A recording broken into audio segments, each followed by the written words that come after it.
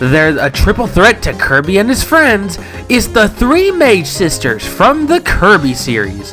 For those of you who aren't familiar with the three mage sisters, they made their first appearance in the game Kirby Star Allies, which originally released on the Nintendo Switch in 2017. These three sisters were seen as the secondary antagonists of Kirby Star Allies, and were instructed by a madman known as Highness to unleash a dark force onto planet Popstar called the Void Termina. But these three sisters soon realized that an adorable pink alien known as Kirby would be the only thing to stop them from releasing the Void Termina onto planet Popstar, and then they were defeated. And because Kirby loves to make friends out of his enemies, the three mage sisters are now seen as allies towards Kirby and his friends. But today, these three troublemakers will fight all of the various challengers on the Super Smash Bros. Roster. Now before I begin, I do need to address something.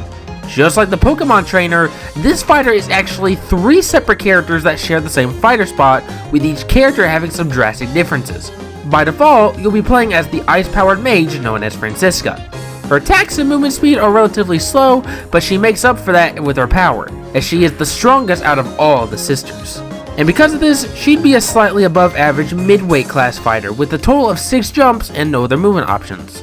Then we have the sword-wielding redhead, Flamberge. Her attacks and movement speed is about as average as Mario's, so this is probably the sister you should start off with. And just like Mario, she'd be a mid-weight class fighter and only have 2 jumps. Not only that, but she'd have no other movement options. And the final sister is Zan Partizanne, who has the weakest attack power but is the fastest out of all the girls. But because of this, she'd also be an average lightweight character. She'd also have 6 jumps and no other movement options. But now, let's dive into their costumes.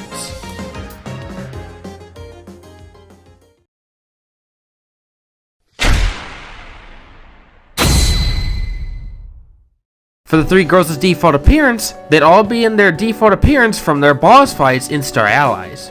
For the next 3 alts, these will have the girls in the multiplayer color schemes that they get in the multiplayer mode of Star Allies, which have them in yellow, blue, and green. For the 4th alt, the girls get a pink and red color scheme, which is a direct reference towards Kirby himself. For the 5th alt, the girls wear brighter robes. This actually references a few things. It could reference their boss Highness, the Game Boy Pocket screen color, or their appearance in their Soul boss fight.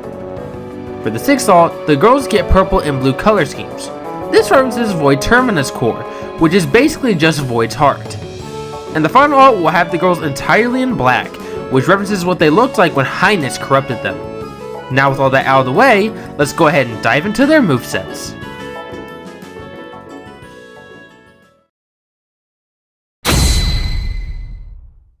So since there's technically 3 fighters in one, this video will unfortunately be a lot longer than the others. So you might need to grab some snacks while watching this video. So to kick off the moveset, we're going to first talk about Francisca. Then we'll move on to Flamberge, and end it all off with Zan Partizanne. So starting off with Francisca's neutral jab, it'll be a one-hit jab where Francisca swings her battle axe forwards a single time.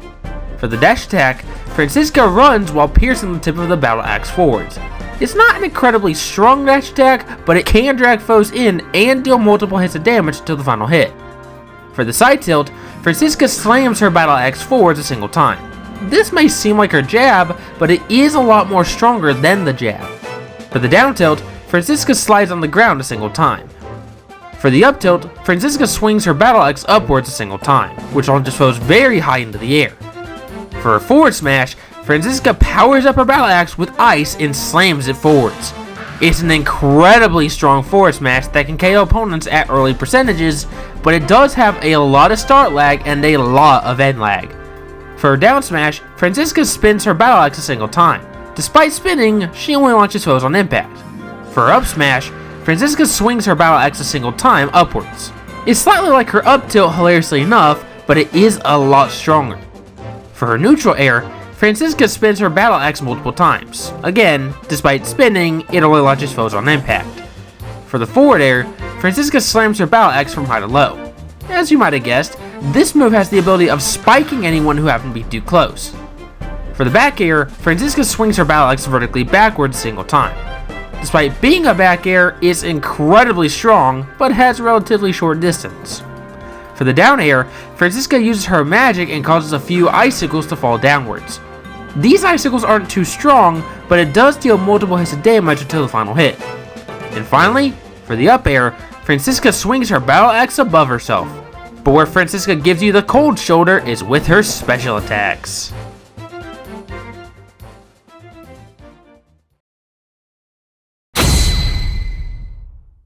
For Francisca's neutral special, she'll squirt the opponents with her soda gun, or pop gun depending on who you asked. This special requires a 3-second charge up and mechanically works very similarly towards Inkling's Spire Shot and Mario's Flood ability.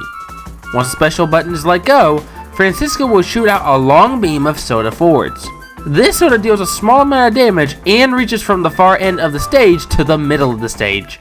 In other words, this attack has an incredible range. However, it's not all that strong. As I mentioned, it does deal small amounts of damage and pushes players backwards, so it's not too reliable to rack up damage. Not only that, but it does also count as a projectile, so beware of using this move against foes with reflectors. Now for Francisca's side special, Francisca will throw a large snowflake-shaped boomerang forwards. Similar towards her neutral special, this is yet another move where it requires a 3-second charge up. Once it's fully charged, it flies forwards and slightly descends. This boomerang can drag foes in and deal multiple hits of damage until the final hit. But unsurprisingly, it's kinda slow, and doesn't actually reach all that far. Despite that, it can bounce off of walls and even pierce through opponents. Now for Francisca's up special, Francisca will rise into the air by swinging her battle axe upwards. Once she rises high into the air, she can press the special button again and slam the battle axe downwards, so kinda like Cloud's up special. However, unlike Cloud's, this special has a unique feature to it. If Francisca used her up special on the ground, then a huge sheet of ice will grow from the ground. This sheet of ice acts as a sort of wall that can be broken by the player's attacks, but it's not exactly recommended, because once it's broken, it'll unleash a freezing cold mist, which will cause anyone who happened to be too close to get frozen in ice. It also will break if Francisca plummets down to the ground. And finally, for Francisca's down special, this will have Francisca switch places with Flamberge, similar towards Pokemon Trainer's down special as well as Mithra and Pyra's down special. However, the key difference is that once one of the sisters appear, they'll immediately attack the player by using their weapons. This is the only way you can switch between the 3 mage sisters, so keep that in mind as I won't be reiterating this again. So with that in mind, let's go ahead and dive into Flamberge's moveset.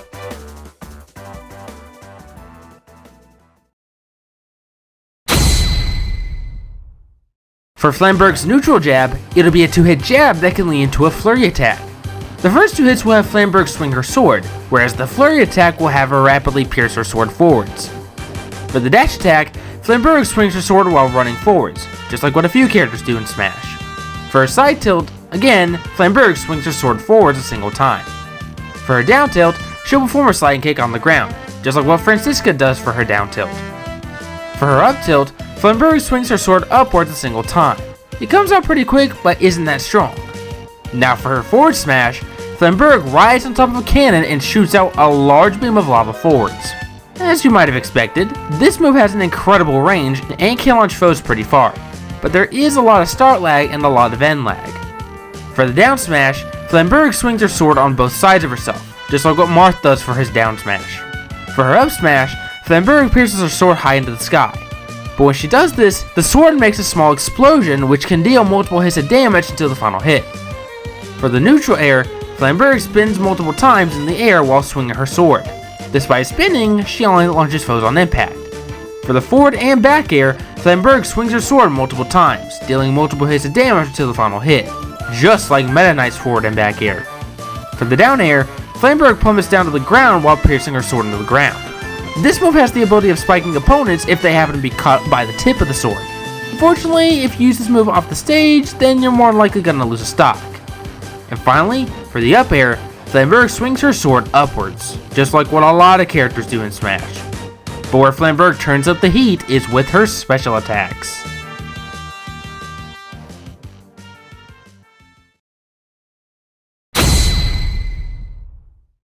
For Flamberge's neutral special, she'll pierce the ground with her sword. But when she does this, a part of the ground gets stuck onto the sword. When that happens, she can freely aim where she throws this piece of the ground by holding the special button and using the control stick to aim. Then, once the special button is let go, she flings the piece off of her sword, which causes the piece to fly pretty far. Now if you use the special in the air, the move will change. Instead of piercing the ground, she'll just simply swing her sword in the air. Despite that, this sword swing causes multiple fireballs to appear, which travel a pretty short distance. Now for Flamberge's side special, Flamberge rushes forwards and ends with her swinging her sword upwards. This move may sound simple, but there is a few unique things here. First of all, this special can be used as a forward recovery. Second, this special can be charged up for about 3 seconds, which can increase the distance and damage of the move. And third, if Flamberge used this move on the ground, she'll leave behind a trail of fire behind herself, which could deal a large amount of damage for anyone who was standing in it. Not only that, but once the move ends, Flamberge swings her sword upwards, which causes a bunch of fireballs to be shot upwards. These fireballs do count as projectiles though, so keep that in mind. And finally, for Flamberge's up special, Flamberge will jump high into the air. Despite sounding lame, it does send Flamberge really high into the air and can launch foes at the start and end of the move. It also won't cause Flamberge to go into freefall, so you can freely use all of her other attacks as long as it's not her up special again. Now, let's end the moveset by talking about Zan Partizanne.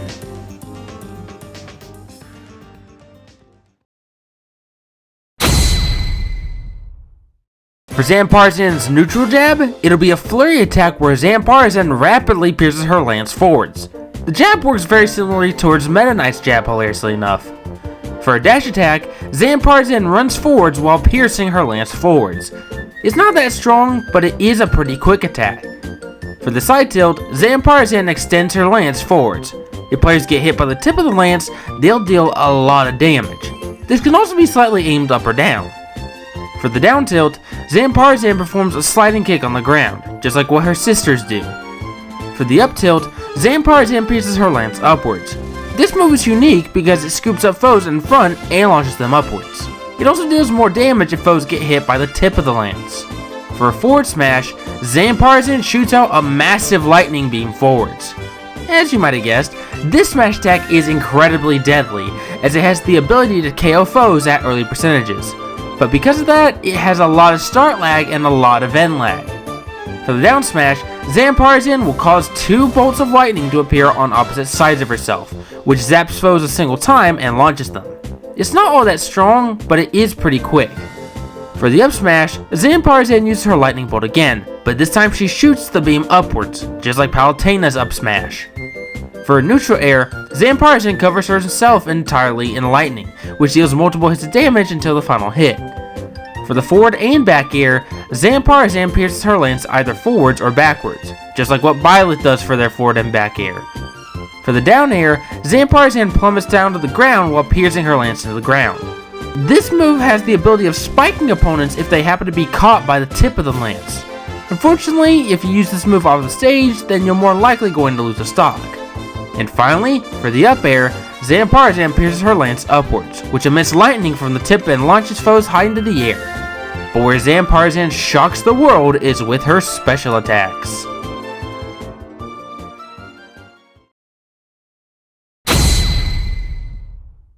For Zan Partizanne's neutral special, she'll shoot out a few electric balls forwards as small projectiles. If this move sounds familiar, then you're probably thinking of Pikachu's neutral special where it does just that. However, the inspiration comes from an attack that Zan Partizanne had during her boss fight in Star Allies. Plus, the key difference here is that Zan Partizanne here will shoot out about 5 at a time instead of a single one. Despite those differences, they still mechanically act like Pikachu's neutral special, where it'll hop on the ground for a few times and deal a small amount of damage. Now for Zan Partizanne's side special, Zan Partizanne will zip forwards and rapidly thrust her lance forwards. As you might have expected, her thrusting her lance multiple times deals multiple hits of damage until the final hit. Once the move ends, she causes a long stream of lightning to appear from her lance. This stream of lightning reaches a pretty far distance, but it's not all that strong. This move can deal a large amount of damage pretty quickly, but there is one big flaw with this move. This move will end in an uncomfortable amount of end lag. Not only that, but the move will also fail if opponents happen to be shielding. So there is a good chance that the players will be blocking all of the hits from this move. On the bright side, this move does deal a lot of shield damage, so you could potentially break a player's shield by the end of the move. And finally, for the up special, Zan Partizanne will surround herself with electricity and quickly zip into any direction by using the control stick to aim. Again, it mechanically works just like Pikachu's up special, but there is one key difference. Zan Partizanne doesn't go into free fall once the move ends, so she can freely use any of her other attacks so long as it's not her up special again. Overall, these three sisters are definitely a force to be reckoned with, using fire, ice, and electricity to their advantage, but it's up to the players to use these sisters strategically. And now, for the final smash. The three mage sisters' final smash will be Sister Circle.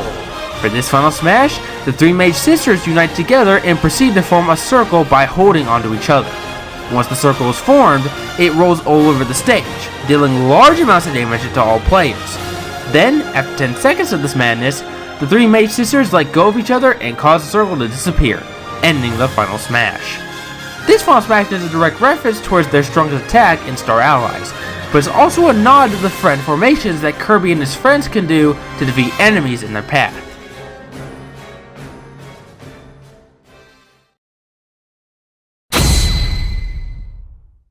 The stage choice is the Jam Bastion entrance from Kirby Star Allies. This stage's layout is pretty simple compared to most stages, because it only has 4 floating platforms and no walls, so players could easily walk off stage. However, I am incorporating a unique element to the stage. Periodically, the Evil Highness will appear on stage and try to attack the opponents using evil clone versions of the three mage sisters. Well, that's only if the three mage sisters are on stage fighting, but if they're not, Highness will instead use the three mage sisters. In the background, you can see the Jam Bastion headquarters and Void Terminal leaning over it periodically.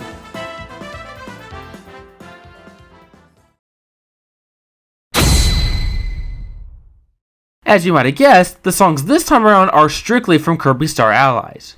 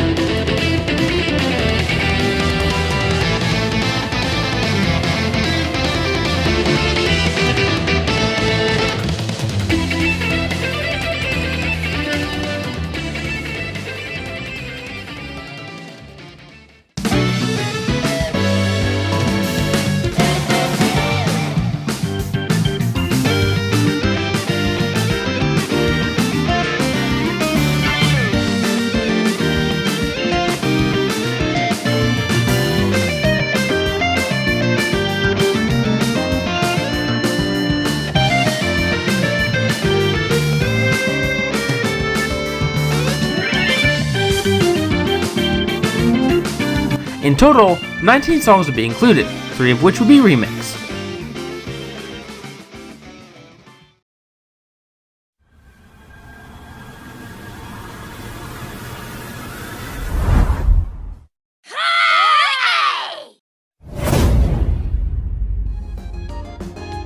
And that would be if the 3 Mage Sisters joined Super Smash Bros. The 3 Mage Sisters are definitely an interesting trio, and I personally think that they'd be really cool to see in Super Smash Bros. Anyways, do you have a character you'd like to see be given a Smash moveset? If so, let me know in the comments down below. And while you're at it, why not hit subscribe? That way you can get notified when I put out any Super Smash Bros. Moveset videos. As always, thank you all so much for watching, and I'll see you all in the next one.